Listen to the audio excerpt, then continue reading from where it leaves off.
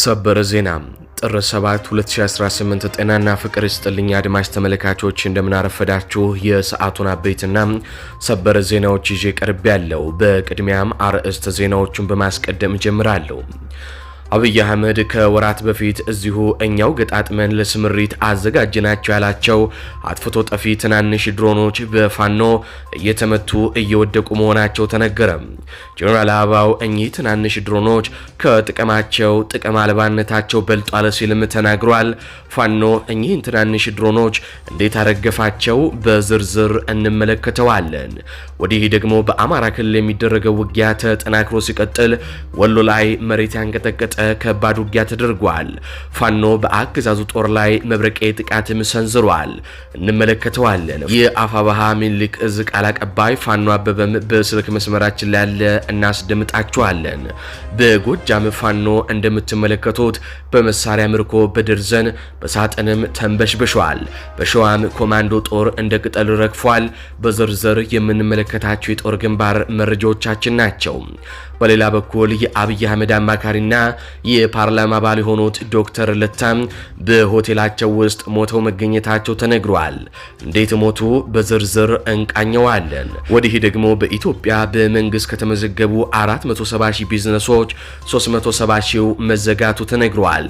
የኢኮኖሚ ውድቀቱን ሌላኛው ጉዳያችን ነው። ሰላም ጤና ይስጥልኝ አድማጭ ተመልካቾች እንደምን ቆያችሁ። ከላይ በአርዕስተ ዜና ያደመጣችሁትን መረጃዎች ወደ እናንተ ላደርስ እዚህ ተገኝቻለሁ። የህዝባዊ ትግሉን የምትደግፉ እንዲሁም ሀገር ወዳድ የሆናችሁ አድማጭ ተመልካቾች ቪዲዮ ላይክ፣ ቻናሉን ሰብስክራይብ አድርጋችሁ የዶል ምልክቱን ታበሩ ዘንድ እንጠይቃለን። እንዲሁም በኮሜንት ድል ለህዝብ ልጆች ድል ለጀግኖቹም እያላችሁ ለህዝቡ ሲሉ ጫካ የገቡትን ታጋዮች ታበረታቱ ዘንድ እየጠየቅናችሁ በቀጥታ ወደ መረጃዎች ያለፍኩኝ። እስከ ፍጻሜው ድረስ አብራችሁን ቆዩ።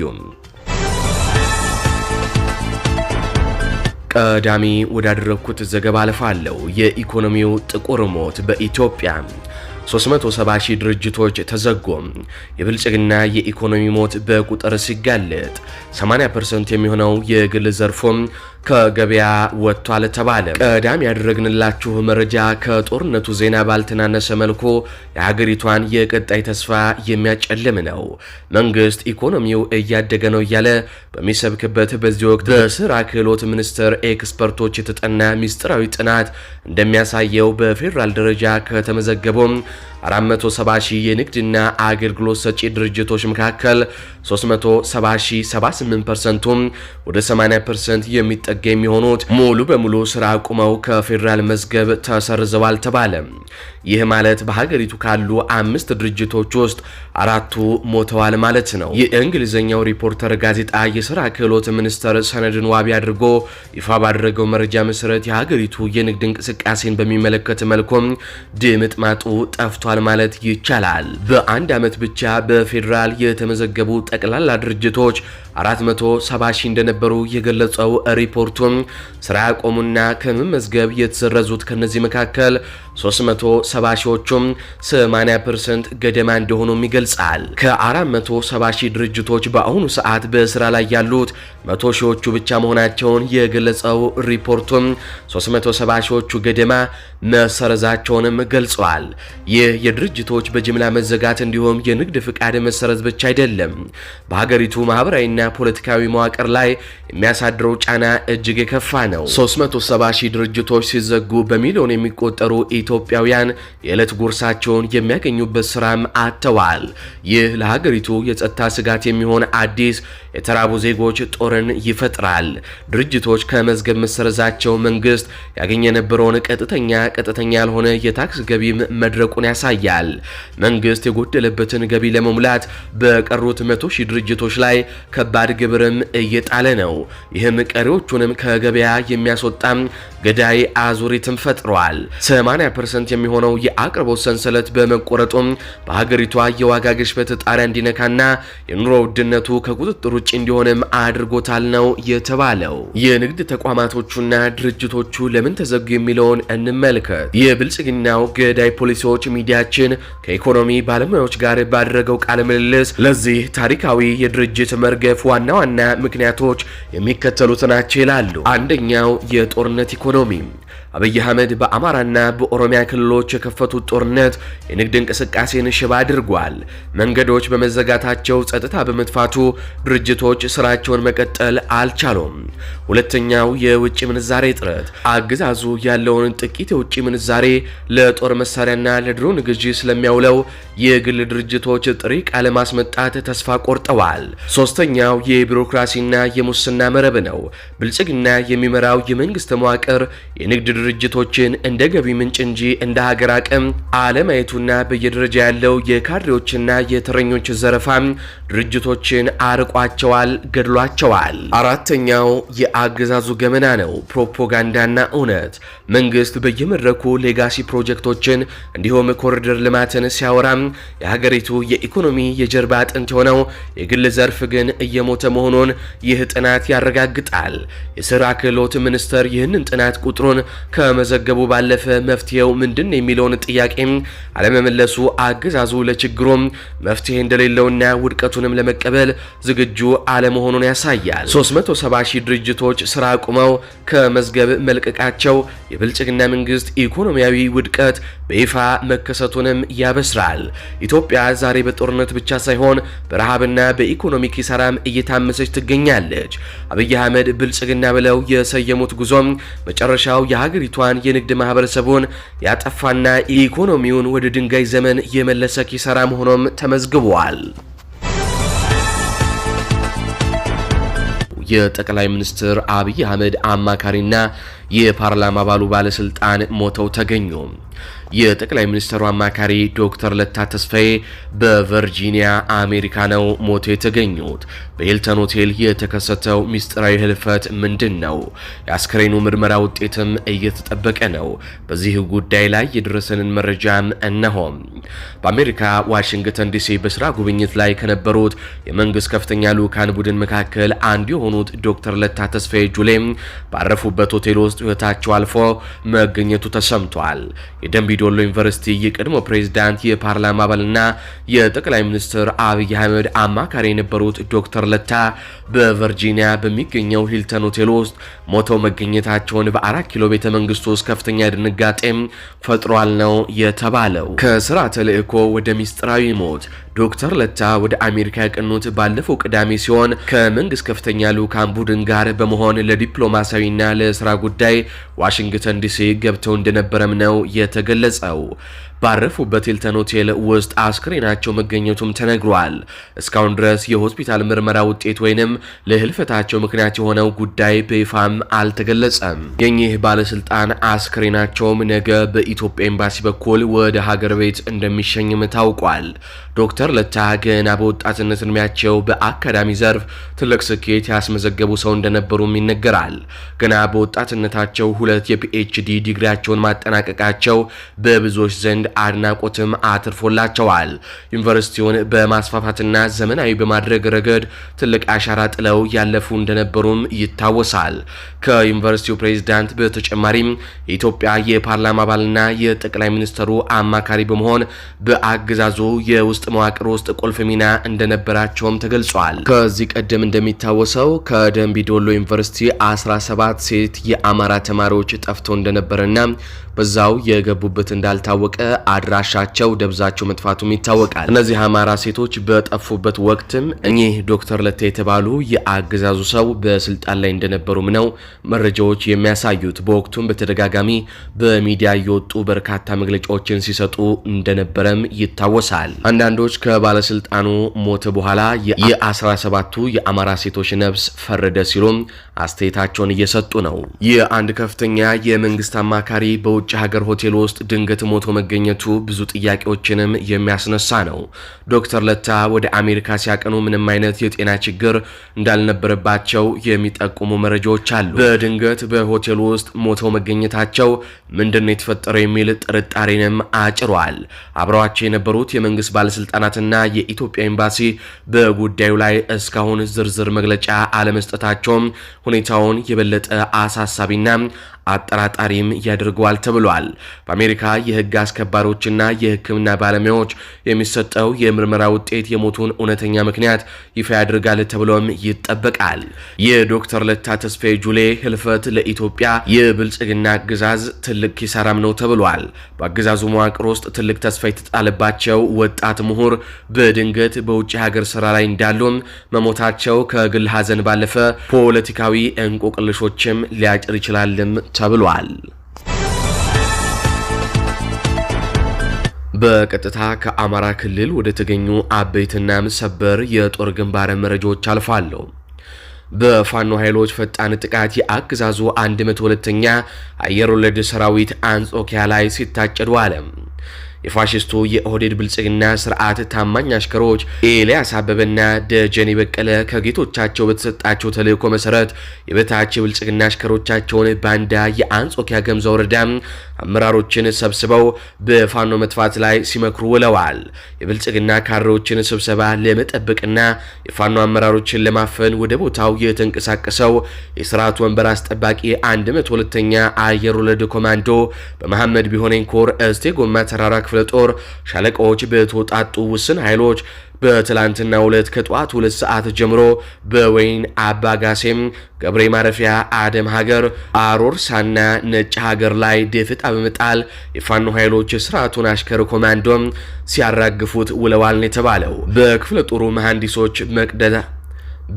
ጦሩ መሐንዲሶች መቅደሳ ህብረት ሱቅ አካባቢ በተጠመደ ፈንጂ የብልጽግና ኮማንዶ ላይ ከፍተኛ ጉዳት የደረሰበት ሲሆን በትላንትናው ዕለት የውጊያ ውሎም ተራራዎቹ እስቴ ጎማዎች በብልጽግና ላይ ባደረሱት የተቀናጀ ጥቃት ከ17 በላይ የብልጽግና አየር ወለድ ሲቆስል ከ19 በላይ የአየር ወለድ ኮማንዶ ደግሞ ተደምስሷል ነው የተባለው። ወደ ጎጃም ስናልፍ ይህ የምትመለከቱት የእንጨት ክምር እንዳይመስላችሁ አሊያም የንብ ማርቢያ ቀፎም አይደለም። ስማቸው ሲነሳ የብልጽግና ኃይል በፍርሃት የሚርበደብድላቸው የፋኖ ኃይሎች የብልጽግናን ካምፕ በቦምብ አደባይተውት የማረኩት የተተኳሽ ክምር ነው። ማረኩት ከሚባልም ከብልጽግና ጋር ርክክብ አድረጉ ቢባል የሚቀልም ነው። በግፍ መደምሰስ፣ በጅምላ መማረክ የማያርመው የአብይ አህመድ ተላላኪ ወታደሩ አለቆቹ በየቀኑ አዳዲስ መሳሪያ ያስታጥቁታል። ፋኖም ደከመኝ ሰለቸኝ ሳይል በአይነቱ እየመረጠም እየማረከ እየታጠቀም ነው። አፋባሃ በላይ እዝ የዳግማዊ ቴዎድሮስ ኮር አባላት በምስራቅ በለሳ ግንባር ወር ባደረጉት ተጋድሎ የብልጽግናን ቡድን ወታደሮች ልክ እንደ ደረቅ ዛፍ ቅጠል አርግፈው በካምፕ ውስጥ የሚገኘውን የጥይት መጋዘን ቤቱን በመስበር በምታዩት መልኩም መሳሪያውን በመማረክ ወታደሮችን አሸክመው ይዘው ወጥተዋል። በሌላ በኩል አብይ አህመድ ከወራት በፊት እዚሁ እኛው ገጣጥመን ለስምሪት አዘጋጀናቸው ያላቸው አጥፍቶ ጠፊ ትናንሽ ድሮኖች በፋኖ እየተመቱ እየወደቁ መሆናቸው ተነገረ። በትላንትናው ዕለት ብርሃኑ ጁላ በመሩት የአማራ ክልል የውጊያ ግምገማ በሚያደርጉበት መድረክ ላይ ጄኔራል አበባው እኚህ ትናንሽ ድሮኖች ከጥቅማቸው ጉዳታቸው አመዝኗል፣ ፋኖ መጥቶ እየጣላቸው ነው ሲሉም ተናግረዋል። ጄኔራሉ ፋኖ ስናይፐርና ክላሽ ብቻ በመጠቀም እኚህን ድሮኖች እየጣላቸው ነው ሲሉ የተናገሩ ሲሆን እኚህ ትናንሽ ድሮኖች አመርቂ እንዳልሆኑም ተናግረዋል።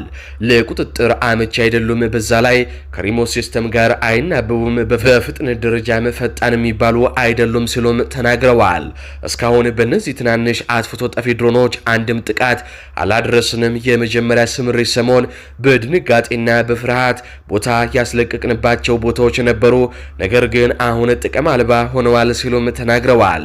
ኪርኪዝ የሚባሉት ትናንሽ አጥፍቶ ጠፊ ድሮኖች በዩክሬን በኢራንና በሌሎች የዓለማችን ክፍሎች ውጤታማና የድል ሚዛን ገልባጭ የተባሉ መሳሪያዎች ናቸው። ምክንያቱም እውቀት ባላቸውና በትክክለኛው ቴክኒሻሎች የተሰሩ ስለሆኑም ነበር። አምባገነኑ የአብይ አህመድ መንግስት ግን እነዚህ እኛው ሰራናቸው ያላቸውን ትናንሽ አጥፍቶ ጠፊ ድሮኖች ከፍተኛ ገንዘብ ፈሰስ ይደረግባቸው እንጂ የደከሙና አቅም በሌላቸው ሰዎች ሰራን ለማለት ያክል የተሰሩ መሆናቸውም ታይተዋል ነው የተባለው። እነዚህ ትንንሽ ትንንሽ ድሮኖች ከጥቅማቸው ጉዳታቸው አመዝኗል ያሉት ጀነራል አበባው ፋኖ መሳሪያዎቹን በቀላሉ መጥቶም እየጣላቸው መሆኑን በምሬት ተናግረዋል። እንደ ጀነራሉ ገለጻ ድሮኖቹ ለመጀመሪያ ጊዜ ስምሪት ሲጀምሩ ፋኖን በድንጋጤና በፍርሃት ቦታ ለማስለቀቅ ጠቅመው ነበር። አሁን ግን ፋኖ ዘዴያቸውን ስላወቀባቸውና በቀላሉ ስለሚመታቸው ጥቅም አልባ ሆነዋል ብለዋል። አገዛዙ ሰራናቸው የሚላቸው እነዚህ መሳሪያዎች በዓለም አቀፍ ደረጃ እንደ ዩክሬንና ኢራን ካሉ ውጤታማ ድሮኖች እንደ ኪርኬዝ ያሉ ጋር ሲነጻጸሩ የአሻንጉሊት ያክል እንደሆኑም ተጋልጠዋል። ጄኔራል አበባው የዘረዘራቸው ጉድለቶችም የሚከተሉት ናቸው። የቁጥጥር ችግር፣ ከሪሞት ሲስተም ጋር አይናበቡም። ይህም ማለት ኦፕሬተሩ የፈለገው ቦታ ላይ እንዲያርፉ የማድረግ አቅሙ ደካማ ነው። የፍጥነት ማነስ፣ ድሮኖቹ በቂ ፍጥነት የሌላቸው በመሆኑ ፋኖ በስናይፐርና በክላሽ አድፍጦም ለመምታት በቂ ጊዜ ያገኛል ሲሉ ጀነራሉ ይቀጥላሉ።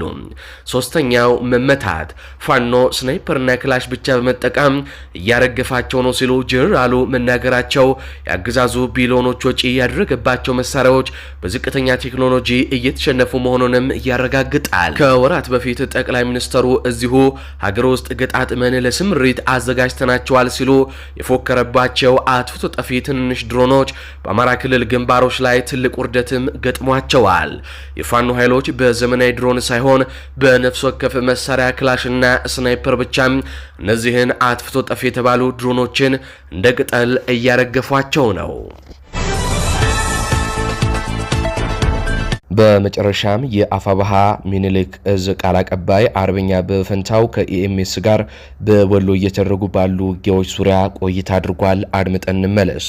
አመሰግናለሁ ወንድማገኝ።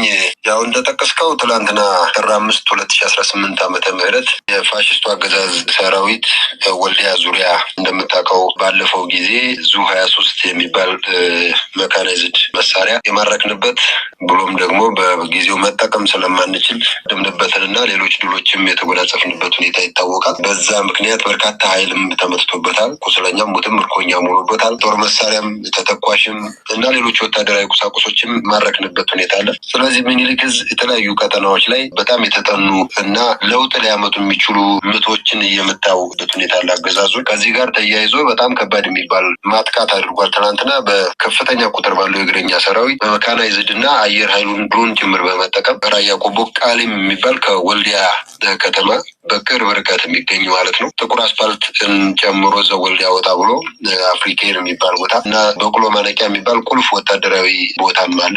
እሱ ጭምር ጨምሮ በጣም በሰፊ ቀጠና ወስዶ በርካታ ኃይሉን እንግዲህ እንደምታውቀው ወደ ላስታ ላሊበላ ዙሪያ የወሰደበት ሁኔታ ነበረ። ለምንድነው እዛ የወሰደው? ባለፈው ተነጋግረንበታል። ከገና በዓል ጋር ተያይዞ በዓሉን ምክንያት በማድረግ ፕሮፓጋንዳ ለመስራት አስቦ ነበር። በጣም የተጠናከረ እርምጃ ወስደን ምንም አይነት የፕሮፓጋንዳ ስራ እንዳይሰራ አድርገን አብይ አህመድም ጭምር ሊመጣ የነበረበት ሁኔታ እና የፈረንሳዩ ፕሬዚዳንትም ጭምር እስከ መጋበዝ ሊደርስ ይችላል የሚል መረጃም ስለነበረን በዛም ደረጃ አቅደው እየሰሩ ስለነበር ያን ሁሉ ያደናቀፍንበት አብይ አህመድም እዛው ቤተ መንግስቱ ከአዲስ አበባ መውጣት በማይችልበት ሁኔታ ወደዚህ ቀጠና መጥቶ ማክበር በማይችልበት ሁኔታ ያሳለፈበት ሁኔታ ነው ያለው። እነዚህና መሰል ድሎችን ወታደራዊና ፖለቲካዊ ድሎችን ተጎናጽፏል ሚኒሊክ እዝ። በጣም አስበን አቅደን የሰራ ነው። እነዚህን ድሎች መጎናጸፋችንን ስለሚያውቅ እዚህ ቃሊማ አካባቢ ጥቁር አስፓልት ነው እንደምታውቀው ከወልዲያ ላሊበላ ጋሸና ባህር ዳር መስመር ነው። እሱም በፋኖ ቁጥጥር ስር መሆኑን ከግምት ውስጥ በማስገባት ከባድ የሚባል ማጥቃት አድርጎ አሁንም ሰራዊቱን በጣም ያስበላበት ያስመታበት ሁኔታ አለ። በትናንትናው ዕለት በምስራቅ አማራ ኮር አንድ አሳምነው ክፍለ ጦርና አውጃኖ ክፍለ ጦር እንዲሁ በምስራቅ አማራ ኮር 2 ደግሞ ካላኮርማ ክፍለ ጦር በሁለት ግንባር ሮቢት ከተማ 2 ሻለቃ እና 1 ሻለቃ ቀኝ እንደዚሁ ደግሞ በቅሎ ማነቂያ ዙሪያ ደግሞ በ2 ሻለቃ ካላኮርማ ክፍለ ጦር አጠቃላይ እነዚህን ቀጠናዎች ይዙ ወልዲያ ዙሪያን አጠቃላይ የቃሊም የሚባለውን ዙሪያ ጥቁር አስፓልት ጀምሮ ደግሞ ሁለቱ ክፍለ ጦሮች ሰፊ ቀጠና ሸፍነው ብርቱ ትንቅንቅና ተጋድሎ የተደረገው ከንጋት ጀምሮ ትላንትና። በዚህም በርካታ እግረኛ ኃይሉ ተመትቶበታል። በጣም እግረኛ ኃይሉ ተመትቶበታል። ምርኮም ሆኖበታል። ጦር መሳሪያም ተማርኳል። በከፍተኛ ቁጥር ያለው ተተኳሽም እና ሌሎች ወታደራዊ ቁሳቁሶችም የተማረኩበት። ከምንም በላይ ግን ከበባ ውስጥ የነበረው ሰራዊቱን በእግረኛ ሰራዊት ማውጣት ስላልቻለ ከፍተኛ መካናይዝድ ተጠቅሟል። በሁለት ድሮን እንደዚሁ በሁለት ቀጠናዎች ላይ ትግሉን ያደረገበት ሁኔታ አለ። እግረኛ ሰራዊቱን ለመደገፍ ከመካናይዝድ በላይ ማለት ነው በጣም ዘመናዊ የሚባሉ ታንኮችን መድፎችን ጭምር ነው የሚጠቀመው። እንግዲህ በተሽከርካሪ ተንቀሳቃሽ የሆኑ ኦራሎች ላይ የተገጠሙ ማለት ነው ይቅርታ፣ እነሱን ጭምር እየተጠቀመ ያልተሳካበት ሁኔታ ስላለ በድሮን ጭምር የታፈነ ኃይሉ ለማስወጣት ለማጥፋት በሚል ተጠቅሞ ተጋድሎ ያደረገበት ሁኔታ ነው ያለው። በጥቅሉ ግን በጣም ትልቅ የሚባል ወታደራዊ ድል ነው ያስመዘገብነው። ፖለቲካዊ ድልም እንደዚሁ አስመዝግበናልና ከዚህ ጋር ተያይዞ እንግዲህ ሌሎች የሰብአዊ መብት ጥሰቶችን የፈጸመበት ንጹሃንን የጨፈጨፈበት ሁኔታ ነው ያለው። አጠቃላይ ተጋድሎ ግን የውጊያው ሁኔታ ይሄንን ነው የሚመስለው። በእግረኛው መውጣት ስላልቻለ ድሮን የተጠቀመበት ሁኔታ አለ። በድሮንም እንደነገርኩ ንጹሃኖችን ጭምር መጥቷል። ወደ 6 ጊዜ ድሮን ጥሏል፣ አንድ አካባቢ ላይ ብቻ ቃሊም ዙሪያ ማለት ነው። በዚህም ሰራዊቱን ማግኘት አልቻለም። የሰራውን ሰርቶ ሰራዊቱ ቦታ ይዟል። ንጹሃኖችን ግን መጥቷል። ቃሊም ዙሪያ የእመቤታችን ቤተክርስቲያን የደብር ጠባቂ የሆኑባትና ሌሎችም ንጹሃኖች በድሮን የተመቱበት ሁኔታ አለ። የደብሩ ጠባቂ ቦታቸው አልፏል ወዲያውኑ። በመድፍ ደግሞ እንደዚሁ ሌላም ንጹሃን ወልዲያ ሆኖ በሚወረውረው መድፍ ማለት ነው ንጹሃኖችን ገሏል። እንስሳቶችም ቤት ንብረትም እንስሳቶችም የሞቱበት ቤት ንብረትም የወደመበት ሁኔታ ነው የተፈጠረው። አጠቃላይ ይህ መድፍ ምል እንግዲህ ከወልዲያ ከተማ ነው 120 ሞርተር መድፍ ወደ ቃሊም ነው የሚወረወረው። ሙሉ ከተማው ላይ ነው የሚወረወረው። ቃሊም ማለት እንግዲህ ከተማ ነው፣ ህዝብ የሚኖርበት ነው። ታዳጊ የቀበሌ ከተማ ነው። ለወልዲያ በጣም ቅርብ ርቀት ላይ የሚገኝ ከተማ ነው። እሱን እና በዙሪያ ያሉ መንደሮችን ጭምር በመድፍ ሲደበድብ ነው አለው። ድሮኖችም እንደዛው በሁለት ግንባሮች ተጠቅሟል። ንጹሃኖችን የመታበት ሁኔታ አለ። እንደው ፋኖ አበበ እዚህ ላይ መድፍ የሚተኮሰው መካናይዝድ ጦርነት በመደበኛ ውጊያ ገጠም ወይም ደግሞ ከሽምቅ ውጊያ ጋር ምናልባት እናንተ የምትከተሉት ሽምቁንም አልፎ አልፎ መደበኛ ውጊያ በዘመቻ ናደው ያሳያችሁት አንድ ነገር አለ። አሁን ትላንትናና ዛሬ የነበሩ ውጊያዎች የሽምቅ ናቸው፣ የመደበኛ ውጊያ ናቸው። በዚህ ውጊያስ መድፍ እነዚህ ከባድ መሳሪያዎች የሚተኮሱ ውስጥ አንዳንድ ወታደራዊ ኤክስፐርቶች ለሚስ እንደገለጹት መድፍ የሚተኮሰው ኦፒ አስተኳሽ ባለበት ነው እና ብሎ ንጹሃን ዜጎች ባሉበት መኖሪያ ቤት፣ እርሻ ቦታ አካባቢ አይተኮስም ይላሉ። እንደው ምን ማለት ነው? ይሄንን በተወሰነ መልኩ ግራ የሚያጋባ ነገር አለ። እነዚህ መድፎች የሚተኮሱት አንዳንድ ጊዜ መኖሪያ ቤት፣ አንዳንድ ጊዜ ትምህርት ቤት እንደሆነ እየሰማን ስለሆነ ነው። መረጃው አለ እዚህ ላይ? በዚህ እኮ ከአሁን በፊት ራያ ቆቦ ሮቢት ስላሴ ቤተክርስቲያን ውስጥ አድርጎ ዙ 23 ለረዝም ጊዜ ለ2 ዓመት የሚጠጋ ጊዜ እንደተጠቀመ ታስታውሳላችሁ በጊዜው እና እዛ ቤተክርስቲያን ውስጥ የነበረውን ዙ 23 ሞርተር ወሮረን ወይ ዲሽቃ ተኩሰን መምታት አንችልም። ሰው ቤተክርስቲያኑን ተገን አድርጎ ከባድ መሳሪያ ይተኩሳል እና የሆነ ሆኖ የሆነ ጊዜ አድብተን ጊዜ ወስደን በደንብ በጥናት ዙ 23ቱን የማረክንበት ሁኔታ አለ ታስታውሳላችሁ። ከዛ ውጭ ግን መመታት ይችላል። እንዳይመታበት ቤተክርስቲያን ነው የሚያደርገው። መስጊድ ውስጥ አድርጎ ነው የሚተኩሰው። ይህንን በተግባር አሳይተናል። ምሽግ ሰርተውበት ተጋድሎ አድርገውበት ማርከንም ቦታውንም ተቆጣጥረን አይታችሁታል። እና በተቃራኒው ደግሞ ፋኖ እንደነዚህ አይነት አካባቢዎች ቢገባ ደግሞ ቤተክርስቲያኑም ይመታል፣ መስጊዱም ይመታል፣ ትምህርት ቤትም ተቋማቶች በሙሉ ይመታሉ። በድሮንም ጤና ጣቢያ መትቷል ታስታውሳላችሁ። ሳንቃ ከተማ ላይ በዘመቻ አባናደው እና ይሄ ነው ልዩነቱ። አሁን ፋኖ ከህዝብ የወጣ የህዝብ አላማ የያዘ የህልውና አደጋ ላይ ያለን ህዝብ ህልውናውን ለመታደግ ላይ እየታገለ ያለ የነጻነት ታጋይ ነው ፋኖ። ህዝብ ጋር የተቀላቀለ እንደሆነ ህዝባዊ የሆነ ጥያቄ እንዳለው የብልጽግና አገዛዝ ያውቃል። እሱ ግን እንደዛ አይነት የሚባል ነገር የለም። ከስልጣኑ ከወንበሩ የሚበልጥበት ነገር ስለሌለ ህዝቡንም እንደ ጠላቱ ፈርጆ ህዝቡንም የአማራን ህዝብ በጠላትነት የፈረጀ ህገ መንግስት ይዞ ሀገር እመራለሁ አስተዳድራለሁ እያለ ያለ ስርዓት ስለሆነ ወደ ህዝብ ይተኩሳል። ከባድ መሳሪያዎች ከወልዲያ ከተማ ሆነው የአማራ ህዝብ አይኑ እያየ ህዝብ ላይ እየተወረወረ ያለበት ሁኔታ ነው ያለው። በዛ ምክንያት ነው እየጨፈጨፈ ያለው። እኛ መደበኛ ውጊያ ምናደርግ፣ ሽምቅ ውጊያ ምናደርግ፣ ፋኖ በሽምቅ ያገዛዙን ኃይል የመታበት አካባቢ ነው ከተባለ ወደ ከተማ ይወረውራል። የትም ይሁን መደበኛ ውጊያ ምናደርግ፣ ሽምቅም ደፈጣም ውጊያ ምናደርግ በመሰለው መንገድ ሁሉ ሞርተርም በየአይነቱ ታንክም ዙ 23 መድፍም ይወረውራል፣ ቢኤምም ይጥላል። ይሄ ሁሉ አይበቃው ብሎ ደግሞ ጀትና ድሮንም ይጠቀማል። ይህንን እያደረገ ነው ያለው። የሆነ ሆኖ እግረኛ ሰራዊቱ የትም ቦታ ሄዶ ምንም አይነት ነገር ማሳካት ስለማይችል ያለው አማራጭ መካናይዝዱን ከመካናይዝድም ጀትና ድሮን እየተጠቀመ ነው ያለው። ከዚህ ጋር ተያይዞ ንጹሃኖች እየተመቱ ነው ያሉትን ያው አያይዤ ማነሳለህ። የድሮኑን ስላነሳውልህ ራያ ቆቦ ሮቢት ካላኮርማ ክፍለ ጦር ገብቶ በ2 ሻለቃና በ1 ሻለቃ ቃኝ ያላሰበው የሚባል ጥቃት ፈጽሟል ያገዛዙ ጥምር ሰራዊት የሚባለው ላይ። በዚህም የራያ ቆቦ ወርቄ የሚባል አካባቢ አለ። ሚሊሻዎች የአካባቢው ማህበረሰብ አይወክሉም፣ ግን ከአካባቢው ማህበረሰብ የወጡ ናቸው። የራሳቸውን ወገን ህዝባቸውን የወጉ ዘር ማጥፋት እየፈጸሙ ያሉ ታጣቂዎች ናቸው። እነሱ እንግዲህ ከአገዛዙ ብልጽግና መከላከያ ሰራዊት ጋር ሆነው ውጊያ አድርገዋል። በውጊያው ተሸንፈው ሸሽተው ወደ ሮቢት ከተማ በገቡበት ሁኔታ 8 ንጹሃኖችን በጥይት ደብድበው 3ቱን ወዲያው ህይወታቸው አልፏል። 5ቱ ቁስለኛ የሆኑበት ሁኔታ አለ። በስምም ይታወቃሉ። አንዱ በጋሪ በመግፋት የቀን ስራ እየሰራ የሚተዳደር ነው። 2ቱ ደግሞ አንዷ ሴትና አንዱ ደግሞ የሆቴል አስተናጋጆች ናቸው፣ የምግብ ቤት ማለት ነው። እነሱ ህይወታቸው ወዲያው አልፏል። መንገድ ላይ ያሉ የኔቢቴዎች ሳይቀሩ በጥይት ተደብድበው የተገደሉበት ሁኔታ አለ ማለት ነው። እንደዚህ አይነት ግፍ እየተፈጸመ ንጹሃኖች ነጻ እርምጃ እየተወሰደባቸው ያለው ሁኔታ አለ። ለበርካቶች ተደራሽ ታደርጉን ዘንድም እንጠይቃለን። በቀጣይ በሌሎች ዘገባዎች እስካገኛችሁ ድረስ ቸር ያሰማን።